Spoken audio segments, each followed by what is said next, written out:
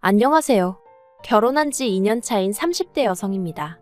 아들만 귀하고 며느리는 그런 아들 발톱에 때만도 못하다고 생각하시는 저희 어머님 이야기 좀 해볼까 해서 찾아왔습니다. 남편하고는 사회생활을 하며 알게 되었다가 본격적으로 연애를 시작한 건 제 나이 30대였어요.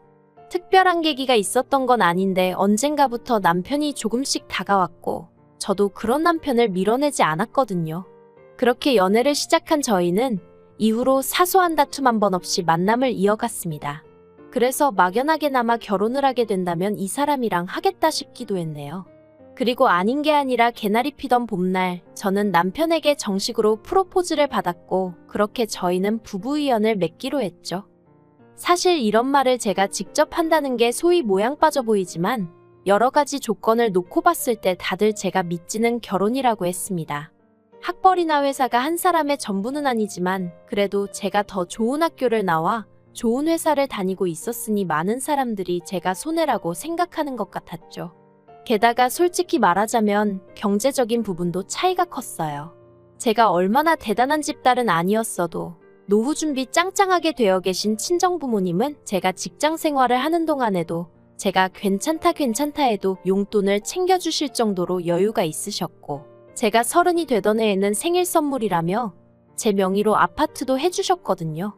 물론 연애하는 동안에는 그래도 이런 이야기까진 남편에게 한 적이 없었기 때문에 남편이 이런 조건 때문에 저랑 결혼했다는 생각은 하지 않습니다. 그렇게 믿고 싶은 게 진심이기도 하고요.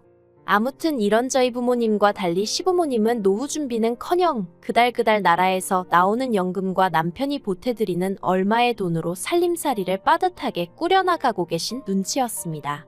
그러니 저희 친정에서도 까놓고 말해서 쌍수 들고 환영하는 결혼은 아니었네요.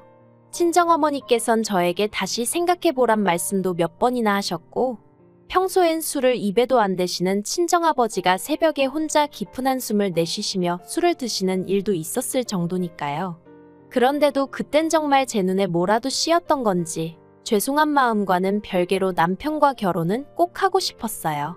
결혼해서 잘 사는 모습만 보여드리면 다 용서해 주실 거라고, 오히려 그땐 반대하신 걸 미안해하게 되실지도 모른다고 나름대로 그런 희망을 갖고 말이죠. 결혼할 때 시댁에서는 현금 3천을, 저희 친정에서는 1억을 해주셨습니다. 저는 이미 받은 집이 있었기에 1억은 정말이지 받고 싶지 않았습니다만 친정 부모님은 오히려 더 해주지 못해 미안하다 하시며 살다가 힘들면 그때그때 또 이야기해라 그러면 또 줄게 하셨는데 옆에 있던 남편도 몇 번이나 죄송하고 감사하다며 허리 숙여 인사를 하더라고요. 생색을 낸다거나 유세를 부리고 싶은 건 결코 아니었지만 그래도 남편이 고마운 마음을 그렇게라도 표현해주니 기분이 나쁘진 않았던 게 사실입니다. 하지만 시부모님이 보여주신 반응은 정말이지 뜻밖이었어요. 솔직히 말해서 제가 어디 내놓으라 하는 1등 신부감까지는 아니라고 해도 타박을 들을 정도는 아니라고 생각했거든요. 하지만 시부모님께서는 저희 친정에서 왜 예단을 제대로 챙기지 않는 건지 그런 걸 흠잡으시며 저를 앞에 앉혀두고 싫은 소리만 해대셨습니다.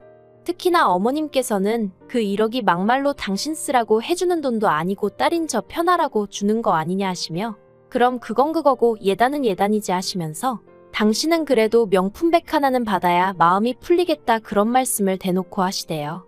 물론 해드리진 않았습니다.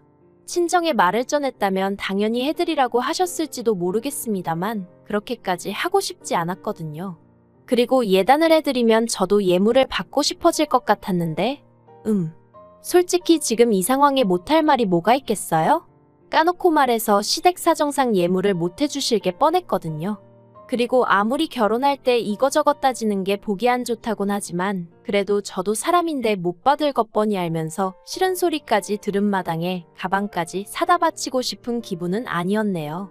게다가 이때만 하더라도 남편이 먼저 자기가 어머님께 잘 말씀드릴 테니 너무 염려치 말라며 저를 안심시켜주기도 했고요.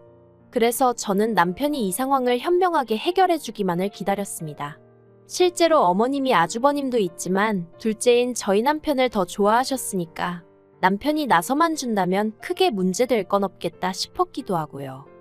말이 나왔으니 말이지만 남편보다 4살이 많은 아주버님은 남편이 표현하기를 집안의 골칫덩이라고 했습니다.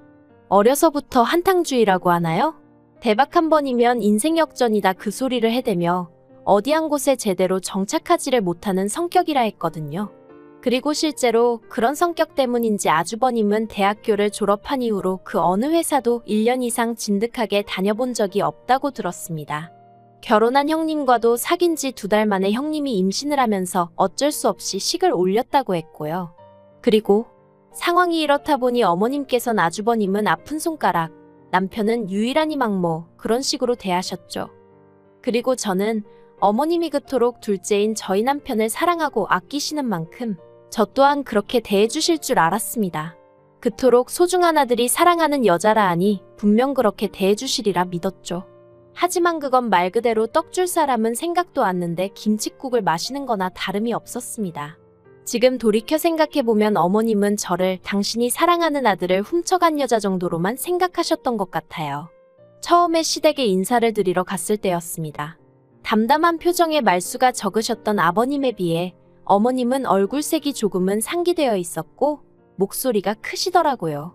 그리고 무엇보다도 저에게는 별 관심이 없으셨던 반면 남편한테선 눈을 떼지 못하셨어요. 우리 아들 타지에서 고생이 많다. 먹을 건 잘 먹고 다니냐? 그래도 그때만 하더라도 다른 엄마들이 그러하듯 어머님도 당신 아들이니 좋아서 저러시겠지 하고는 어머님의 말씀이나 행동에 그다지 큰 의미를 두진 않았습니다. 하지만 어머님이 식사를 차려주셨을 때 그때 이게 맞나 하는 생각을 처음 했던 것 같아요. 어머님께서는 아들 온다며 이때도 며느리감을 데려온다고 해서 라던가 그런 말씀은 쏙 빼고 오로지 아들 온다고 해서 라고만 표현하시더라고요. 별거 아닌 것 같지만 좀 서운했던 게 사실이에요. 아무튼 아들 온다고 해서 삼계탕을 끓였다 하셨는데 남편 밥그릇에는 닭고기가 아주 무슨 산처럼 쌓여있는 반면 제 거에는 시로라기처럼 얇게 찢어진 닭고기가 들어있는 게 황당하더라고요. 그래서 남편한테 원래 닭고기를 좋아해? 어머님이 오빠 건 엄청 신경 써주셨네 하고 웃었습니다. 나름대로 뼈있는 말 한마디 해본 거죠. 그랬더니 그제서야 남편이 자기 그릇 제 그릇 번갈아 한 번씩 보더니 어머님더러 왜 이렇게 푸셨어요 하고는 자기 고기를 저한테 골라서 덜어주대요. 그러자 어머님께서 저더러 식탐 있냐면서 그렇게 먹으면 살찐다나요? 아무튼 뭐 이건 결혼 전 이야기니까 그냥 그러려니 하고 넘겼어요. 남편 말로는 집에 여자는 처음 데려갔던 거고 그러니 어머님도 어떻게 대해야 하는지 잘 모르셨을 거라나요. 그래서 저도 더는 왈가왈부 따지지 않고 그냥 넘어갔죠. 그리고 결혼하고 나서 좀 친해지면 달라지실 거란 막연한 기대도 있었고요. 그런데 더하면 더했지 덜해지지는 않더라고요. 원래는 처음 1년은 신혼을 즐기다 아이를 가지려고 했는데 결혼한 지 3개월 만에 임신을 했어요. 그런데 제가 먹덧도 심하고 그래서 도저히 회사 생활을 할 수가 없었죠. 회사에 있는 이런저런 제도들을 활용하면 어느 정도 자리 보전을 할 수 있을 수도 있었겠지만 솔직히 낯뜨거워 그렇게는 못하겠더라고요. 그래서 남편과 상의 끝에 일단은 회사를 관두기로 했어요. 복직이야 아이를 어린이집에 맡길 수 있을 때쯤에 하면 된다 싶었고 다니던 회사만큼 네임밸류가 있는 곳은 아니더라도 친정아버지 인맥으로 들어갈 수 있는 회사는 여러 곳 있었기에 이직하는 데는 별 걱정이 없었죠. 그런데 이 이야기가 어떻게 어머님 귀에 들어가게 된 건지 제가 임신 4개월 차였던 때 어머님이 저희 집에 연락도 없이 오셔서는 당신은 첫째 손잡고 둘째 등에 업고 일을 다니셨다던가 요새 젊은 여자들은 야같다던가 뭐 누가 들어도 저 들으라고 하시는 소리구나 싶은 소리만 골라서 늘어놓으시더라고요. 그리고 무엇보다도 제가 정말 서운하게 느꼈던 건 어머님께서 저희 남편 손을 꼭 잡으시면서 혼자 벌어서 군식 구입을 2개나 챙기려면 고생스러워서 어쩌냐 하시는데 저도 그렇고 앞으로 태어날 우리 아이가 군식구라는 건가 생각에 어이가 없고 서러워서 눈물이 핑 돌더라니까요. 그래서 제가 어머님 계신 그 자리에서 대놓고 남편더러 내가 군식구냐 물었어요. 그랬더니 남편이 손사래를 치며 그런 소리가 어딨냐고. 너가 원래 나보다 돈도 더 잘 버는데. 그러니까 어머님이 정말 확 기분 나쁜 티를 내시면서 저더러 유세 좀 작작 떨라나요. 남들이 보면 당신이 무슨 재벌집 며느리라도 본 줄 알겠다며. 그래서 저도 어머님더러 제가 하고 싶은 말이라고. 남들이 보면 제가 무슨 얼마나 대단한 집에 시집 온 줄 알겠다고 그래버렸어요. 그랬더니 남편이 저더러 아무리 그래도 어머님한테 말버릇이 그게 뭐냐고 한마디 하는데 그게 그렇게 서운한 거예요. 그리고 어머님은 남편의 그 한마디에 의기양양해지셔서는 그때부터 저에게 아주 못됐느니 심보가 고약하니 어쩌니 막말을 퍼부으셨고요. 게다가 그뿐만이 아니었어요. 임신한 지 8개월 차 되던 때 한동안 연락 없이 지내던 어머님께서 웬일로 저희 집에 오셨습니다. 알고 보니 아버님이 저 출산하고 나면 산후조리원에 가야 할 거 아니냐며 어머님을 통해서 200만 원을 보내주셨던 거죠. 워낙 싫은 소리도 안 하셨지만 좋은 소리도 안 해주시던 아버님이라서 정말 뜻밖이었어요. 그런데 어머님은 아버님이 주라는 돈은 안 주시고 계속 이상한 말씀만 하셨습니다. 옛날에는 산후조리원이 어디 있었냐면서 애 낳고 다음 날이면 자리 털고 일어나서 집안일하고 나가서 돈 벌고 그랬다고. 그리고는 저희 친정어머니가 집에서 뭘 하시냐면서 이럴 때 딸 좀 챙겨주고 그러는 게 친정엄마가 할 일 아니냐 그러시더니 아버님께서 200만 원을 마련하시느라 얼마나 고생하셨을지 생각은 해봤냐 어쩌냐. 그래서 제가 아버님께 감사 표시는 제가 따로 하겠다고 딱 잘라 말씀드렸습니다. 그랬더니 어머님도 더는 뭐 생각나는 묘수가 없으셨는지 정말 똥 씹은 표정을 하시고는 봉투를 저에게 건네주시더라고요. 그런데 결정적인 사건은 제가 출산 후 산후조리원에서 나온 날이었습니다. 퇴소 3일 전부터 남편에게 집 좀 치워놔달라고 몇 번이나 부탁을 했었는데 남편이 연달아 야근을 하게 되면서 청소를 못했다고 하더라고요. 그래서 사람을 불러 청소를 하자고 얘기가 되었는데 그 이야기를 들으시곤 어머님이 배가 불렀다며 당신 아들이 외벌이를 하는데 그 돈을 그렇게 쓰냐며 어찌나 호통을 치셨는지 몰라요. 친정부모님이 주신 돈으로 하겠다고 해도 막무가내로 안 된다 하시면서 당신이 치워주겠다고 하시더라고요. 솔직히 아무리 치워주러 오신다지만 내키지 않았어요. 어머님이 더럽다는 게 아니라 아무래도 갓 태어난 저희의 면역력이 얼마나 좋을지도 걱정이었고 엉망인 집안을 보여드리는 것도 싫었으니까요. 그런데 그나마 다행이었던 건 남편이 제 기분을 어느 정도는 이해를 했던 건지 자기가 어머님이랑 청소하는 동안 저는 애랑 안방에 있으라고 하더라고요. 그런데 퇴소 당일 어머님께서 갑작스레 이튿날 오시겠다 연락을 해오셨고 당일에 갑자기 집 청소해줄 도우미분을 구하려니 생각보다 쉽지가 않더라고요. 그래서 결국 거실만 대충 치우고 나머지는 손을 못 댔어요. 그리고 솔직히 짜증이 많이 났어요. 이럴 거면 저랑 애가 조리원에 있는 동안 그냥 계획대로 도우미 불러서 청소하고 정리하게끔 내버려 두시지 왜 그렇게 난리를 치셨는지. 하지만 그때도 어떻게든 좋은 쪽으로 생각하려고 했습니다. 자식들 돈 한 푼이라도 아껴주시려다 이렇게 된 거겠지. 어머님이 설마 일부러 그러셨겠어 하고 말이죠. 그리고 이튿날 어머님이 오셨는데 빈손이 아니셨어요. 남편이 낙지를 좋아한다고 낙지볶음을 해주시겠다나요. 메뉴 듣자마자 솔직히 기분이 상했습니다. 저 출산한 지 한 달도 안 된 상황에 모유수유하고 있었는데 낙지볶음? 며느리에 대한 배려는 정말 요만큼도 없으시구나 그런 생각만 들었죠. 하지만 그게 다가 아니었습니다. 정리도 안 된 부엌에서 살아있는 낙지를 손질하시겠다며 밀가루 어딨냐 뭐 어딨냐 계속해서 저를 찾으시는데 솔직히 애 보느라 정신도 없고 약간은 오기도 나서 부엌에 있기가 싫었거든요. 그래서 남편한테 가서 밀가루 좀 찾아드려, 식용유 좀 찾아드려 하고 부탁을 했어요. 남편도 하는 일 없이 TV만 보고 있었기도 하고요. 그런데 그때 어머님이 대뜸 거실로 나오셔서는 소리를 지르셨습니다. 저는 뭐 하는데 당신 아들을 종부리듯 하냐면서. 그리고 왜 내 아들이 뭐가 어딨는지 다 아냐? 평소에 얼마나 부려먹는 거냐? 어찌나 고래고래 소리를 지르시는지 귀가 다 아프더라고요. 하지만 그것보다 더 저를 열받게 한 건 애 있는 데서 그러셨다는 거죠. 그래서 제가 어머님이 들고 계시던 국자를 낚아채곤 나가달라 했어요.